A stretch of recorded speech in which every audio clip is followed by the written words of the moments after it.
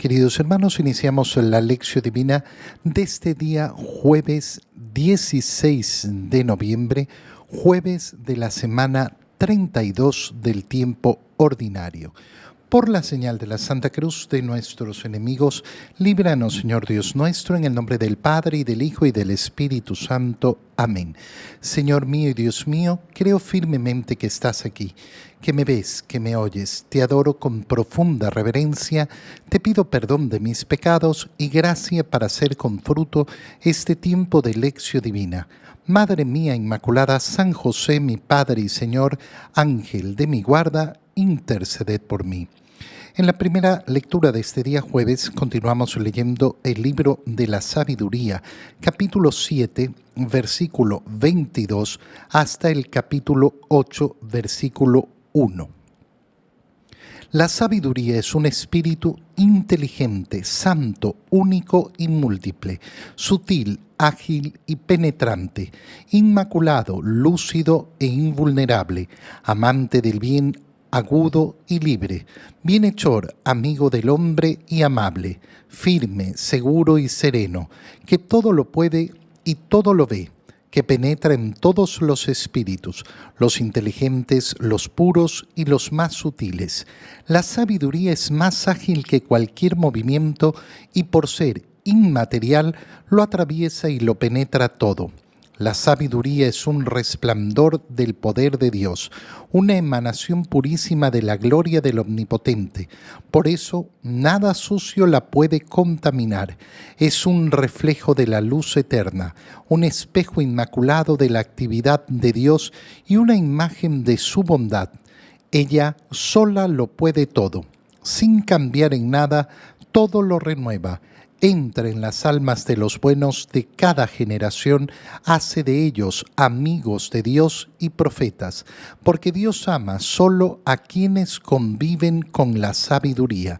La sabiduría es más brillante que el sol y que todas las constelaciones. Si se la compara con la luz del día, la sabiduría sale ganando porque al día lo vence la noche, pero contra la sabiduría la maldad no puede nada. Ella se extiende poderosa de un extremo al otro del mundo y con suavidad gobierna todo el universo. Palabra de Dios. Como vemos, cuando la sabiduría es descrita justamente por el libro de la sabiduría, lo que se nos describe es la acción de Dios en el mundo.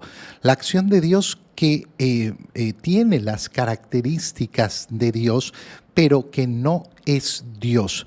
Esto es sumamente importante porque existe a lo largo de la historia de la humanidad lo que se llama la filosofía panteísta, que la vas a ver en muchas cosas y muchas partes de la cultura moderna están impregnadas del panteísmo, de que Dios es parte de la naturaleza. Una parte esencial de nuestra fe es que Dios no es la naturaleza. Dios no es una parte de la naturaleza. ¿Por qué? Porque toda la creación ha sido creada por Dios, toda la naturaleza ha sido creada por Dios de una manera trascendente. Es decir, Dios no ha cambiado en nada, absolutamente en nada, cuando ha obrado la creación. Y la creación no transforma a Dios. Cuando tú te topas con una persona que dice, Dios está en el árbol, Dios es la energía que ronda entre una cosa y la otra. Bueno, todo eso es parte de una filosofía panteísta. No, la fe profunda y verdadera nos lleva a reconocer que la creación es obra de Dios, obra de sus manos, pero no es Dios. Eso es lo que se llama el Dios trascendente, es decir, aquel Dios que no pertenece a la creación y que lo va a distinguir, lógicamente, de todas las religiones naturales que surgieron a lo largo de la historia de la humanidad y que quisieron encontrar a Dios como una parte de la naturaleza. Cuando una cultura dice el sol es Dios, la luna es Dios, la vaca es Dios, el árbol es Dios, el fuego es Dios, todo eso es una religión naturista que tiene en esencia ese pensamiento panteísta. Hoy en día lo encontramos es que Dios es todo, todos somos Dios. No, no, la creación es la creación. Dios es Dios. Y por eso comienza el libro de la sabiduría a describir esta realidad. La sabiduría es un espíritu inteligente, santo, único y múltiple, sutil, ágil y penetrante, inmaculado, lúcido, invulnerable, amante del bien, agudo y libre, bienhechor, amigo del hombre y amable, firme, seguro, sereno, que todo lo puede y todo lo ve, que penetra en todos los espíritus. Continuará diciendo que es justamente inmaterial. Por tanto, cuando hablamos de Dios, no estamos hablando de materia, y esa manifestación de Dios en el mundo, esa presencia de Dios en el mundo que se da a través de su sabiduría, funciona de la misma manera. Todas estas palabras que hemos dicho, todos estos adjetivos que hemos leído en el libro de la sabiduría, se aplican a Dios, que es un espíritu inteligente, santo, único, y múltiple a la vez, porque después conocemos por la revelación cómo Dios es uno y trino, sutil, ágil, penetrante. Todo esto lo predicamos de Dios, pero además tenemos que darnos cuenta que cuando nos empeñamos en vivir verdaderamente como esos seres creados a imagen y semejanza de Dios, ¿qué es lo que debemos tener en nuestro corazón? El deseo justamente de ser como estos adjetivos describen.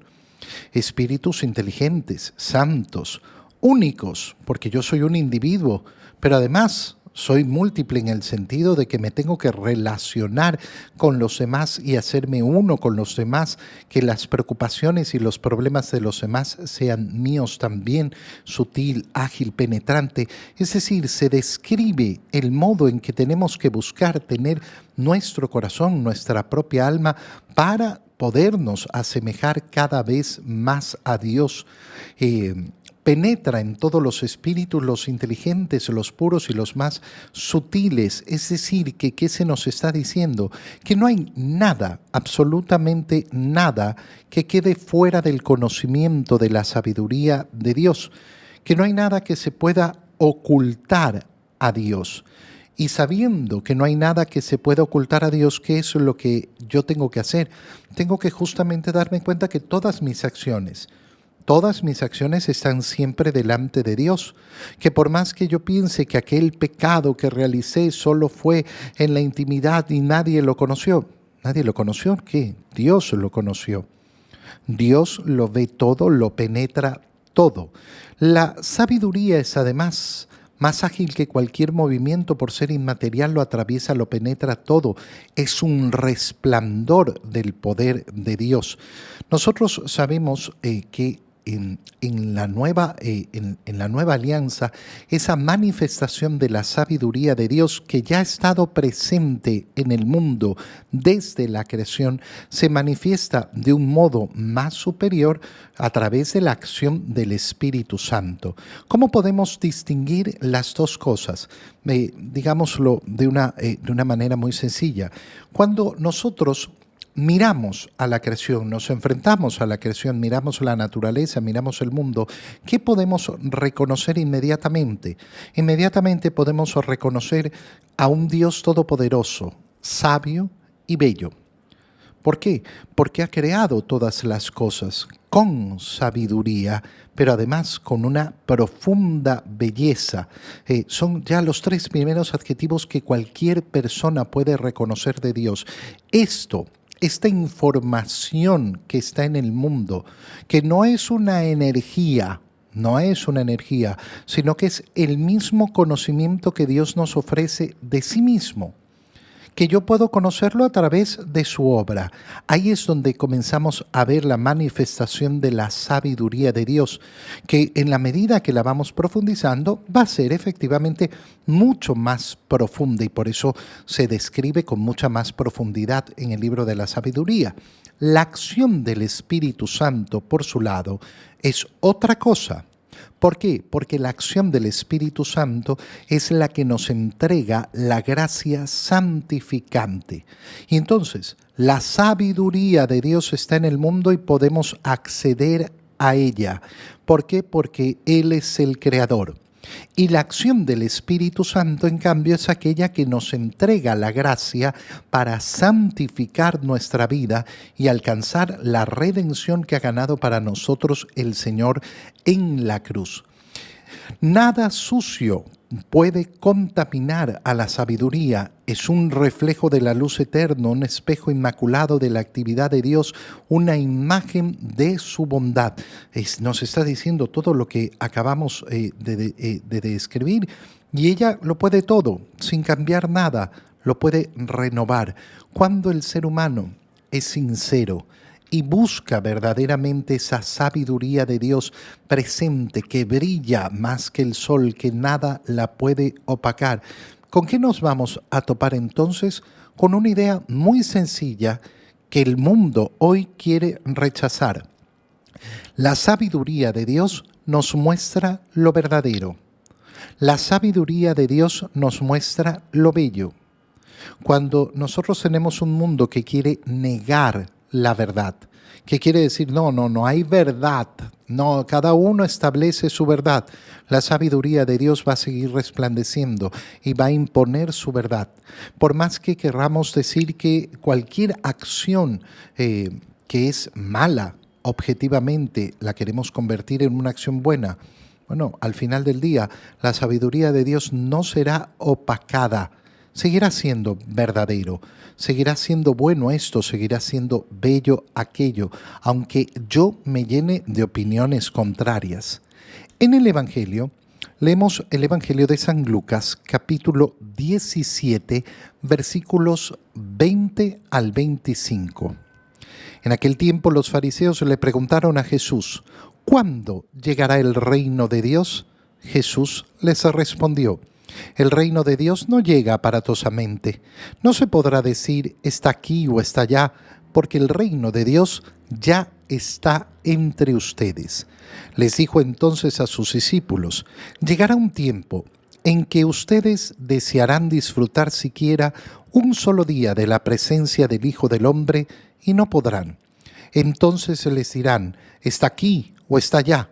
Pero no se vayan corriendo a ver, pues así como el fulgor del relámpago brilla de un extremo al otro del cielo, así será la venida del Hijo del Hombre en su día. Pero antes tiene que padecer mucho y ser rechazado por los hombres de esta generación. Palabra del Señor. Recordemos que ya en estos últimos días del año litúrgico, la Iglesia nos está invitando constantemente a meditar sobre esas realidades últimas. La venida del Señor, la muerte, nuestro destino, el destino de nuestra existencia después de la muerte. Y entonces es muy importante esto porque la pregunta que le están haciendo los fariseos a Jesús en el Evangelio que acabamos de leer es lo que llamamos una pregunta escatológica. La escatología es la ciencia dentro de la teología que estudia las realidades últimas, la vida eterna, el destino de las almas después de la muerte y cuándo se producirá la segunda venida del Señor. Y esto es lo que están preguntando efectivamente. Los fariseos se acercan a Jesús y le preguntan, ¿cuándo llegará el reino de Dios? ¿Cuándo llegará el reino de Dios? Que es una pregunta que podemos hacer hoy también. ¿Cuándo va a llegar? ¿Cuándo va a llegar Cristo? Y sabemos que a lo largo de la historia son no pocos, sino muchísimos, los que se han aventurado de una manera muy desafortunada a decir que ya estaba listo el fin del mundo, que la segunda venida del Señor ya llegaba. Y a esta altura de mi vida, yo creo que soy sobreviviente de como 20 fines del mundo. A cada rato se le ocurre a alguien decir, no, es que ahora sí está todo listo para el fin del mundo. Y qué increíble es ver cuántas almas son arrastradas en los mismos pensamientos y en la misma angustia. Es decir, ay, sí, ya, mira, nunca se ha visto en la historia tanto desastre como ahora, ahora sí, esto es el final. Hermano mío, hay que vivir convencidos de que la palabra del Señor es verdadera. Nadie sabe ni el día ni la hora. Cuando el Señor dice nadie sabe, es porque nadie sabe, porque nadie lo sabe. Y esto nos lleva a vivir de la manera en que tiene que vivir un cristiano. ¿Cuál es esa manera? Muy sencillo. La manera en que vivimos es esperando a Jesús. La segunda venida del Señor, el último día, para mí no es un motivo de pánico ni de miedo. Es un motivo de esperanza. Mi esperanza es que el Señor vuelva. No sé si en el transcurso de mi vida esto sucederá. No tengo idea. Pero a mí no me van a llenar de pánico. ¿Qué es lo que me llena de pánico? Que venga el último día en que el Señor va a manifestarse de una manera total y plena. No sé si ese es el deseo más profundo de mi corazón. ¿Cuánto desearía que llegue ya? Al terminar el año litúrgico, terminamos contemplando estas ideas. ¿Por qué? Porque vamos a entrar después en el nuevo año litúrgico con el tiempo de Adviento, donde vamos a tener 4 domingos llamándonos a esa esperanza. Ven, Señor Jesús, vamos a clamar. Y ven, Señor Jesús no significa ven a nacer en Belén de nuevo, eso ya sucedió, no sucederá de nuevo. Recordaremos la venida del Señor, pero lo que esperamos es su segunda venida. La respuesta del Señor a la pregunta de los fariseos, por tanto, es hermosa. ¿Cuándo llegará el reino de Dios?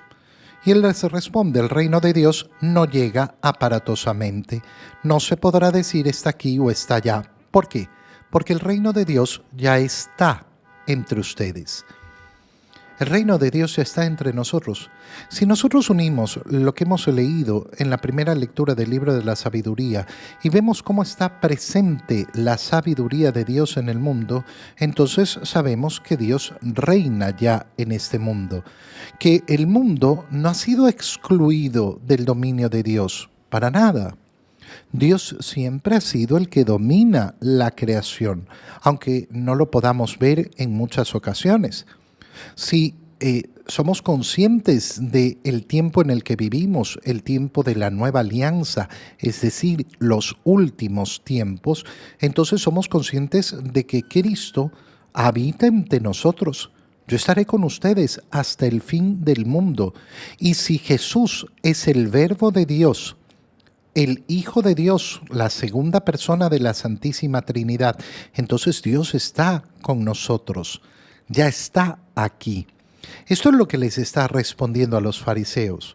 Ustedes lo que pasa es que no me reconocen por lo que soy. No abren los ojos para reconocerme como Dios.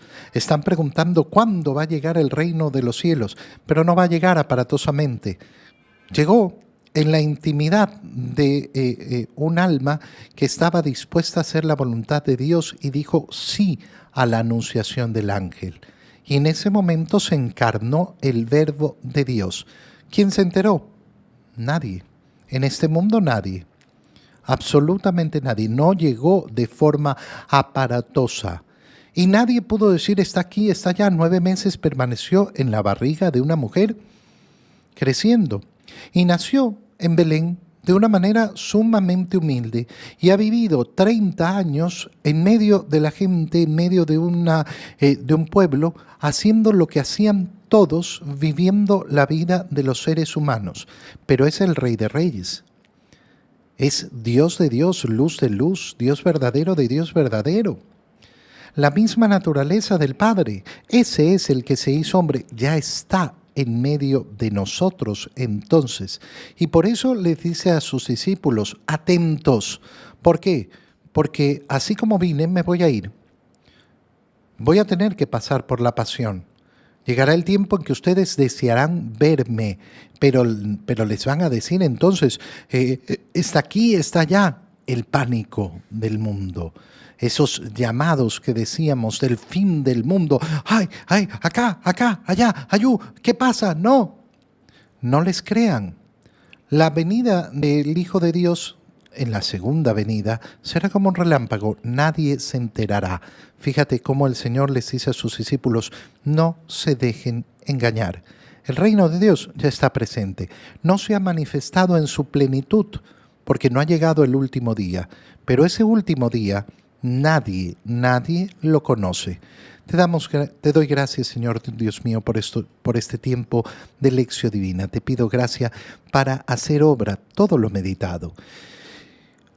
San José, mi Padre Señor, Madre mía Inmaculada, ayúdenme siempre a hacer la palabra de Dios una en mi vida. Queridos hermanos, que tengan un feliz día. Les doy mi bendición en el nombre del Padre, y del Hijo, y del Espíritu Santo. Amén.